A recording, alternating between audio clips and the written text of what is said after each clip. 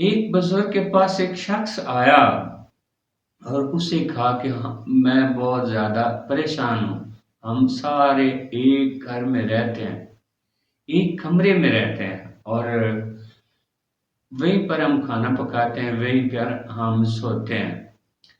तो दुआ करें कि हमें कोई खुला घर मिल जाए। बुजुर्ग ने कहा कि पहले एक काम करो, जाओ और एक मुर्गी उस कमरे में रख लो। वो पहले थोड़ा झिझका, शर्माया और अदब की वजह से बोला नहीं, उठकर चला गया। उसने एक मुर्गी खरीदी और अपने कमरे में रख ली। अब वो उसी कमरे में सोते थे, वहीं खाना खाते थे। वो मुर्गी कभी उड़कर इधर चली जाती, कभी उधर चली जाती, कभी खाना खा रहे हैं दरमियान में टपक पड़ती, सोते हैं ऊपर चढ़ जाती। इस तरह एक हफ्ता गुजर गया। एक हफ्ते के बाद वो बुजुर्ग से मिलने के लिए गया। बुजुर्ग ने पूछा, सुनाए कैसे गुजरी?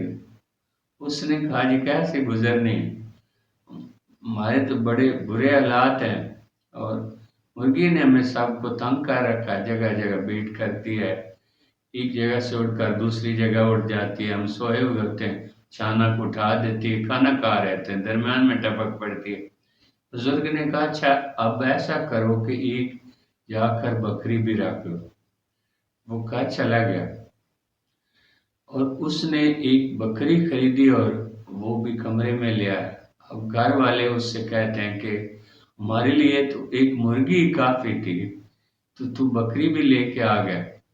उसने कहा कि बस बुजुर्गों का फरमान, एक बकरी रखनी है।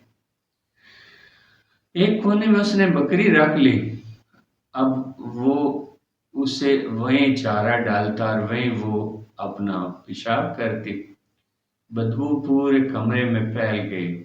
रात को जब वो सोने लगते तो इधर मुर्गी कुड़कुड़ करती और उधर बकरी मैं करती।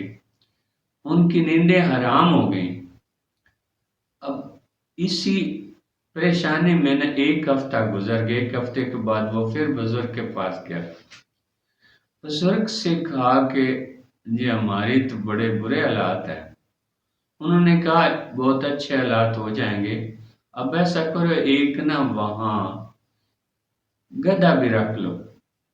वो बड़ा परेशान हुआ लेकिन अदब की वजह से कुछ न बोला, उठकर चला गया। उसने एक गधा खरीदा और कमरे के कोने में उसको रख लिया। अब पहले वो मुर्गी और बकरी की वजह से बहुत परेशान थे। अब गधा आ गया, वो लीद करने लगा, वो ऊंचा ऊंचा यहाँ करने लगा और उसकी वजह से परेशानी और बढ़ गई। बहुत मुश्किल से उन्होंने ना एक हफ्ता निकाला और बुजुर्ग के पास गया, जी हम तो बहुत ज़्यादा परेशान हैं और हमारी बड़ी परेशानी में दिन गुजर रहे हैं। उन्होंने कहा कि अच्छा अब ऐसा करो कि वहाँ से मुर्गी हटा दो। वो गया, उसने मुर्गी फरोख्त कर दी। कुछ बेहतरी आई लेकिन परेशानी वही। वो फिर हफ्ते बाद गया तो उन्होंने कहा कि सुनाओ कैसे है? कहता है कुछ परेशानी कम हुई है लेकिन अभी हमारे हालात बड़े खराब हैं। कहने लगे अच्छा जाओ बकरी जाके बेच दो। वो गया, उसने बकरी बेची तो वो तो बहुत सुकून में आ गए, उनकी जिंदगी बहुत बेहतर हो गई। लेकिन वो गधे की वजह से परेशान रहे। वो इस परेशानी में उन्होंने एक हफ्ता और निकाल लिया और फिर वो बुजुर्ग के पास गया और उसे कहा कि हमारी जिंदगी बहुत बेहतर हो गई है। तो उन्होंने कहा अपना गधा भी फरोख्त कर। उसने गधा भी फरोख्त कर दिया।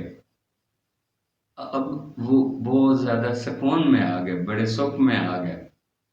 तो उनकी जिंदगी की बहुत बेहतरी से बड़ी पुरसुकून गुजरने लगी। हालांकि ये इसी तरह पहले भी जिंदगी वो बिता रहे थे लेकिन उन्हें एहसास नहीं था कि हमें کیا کیا سکون اور نعمت اللہ پاک نے عطا فرمائی۔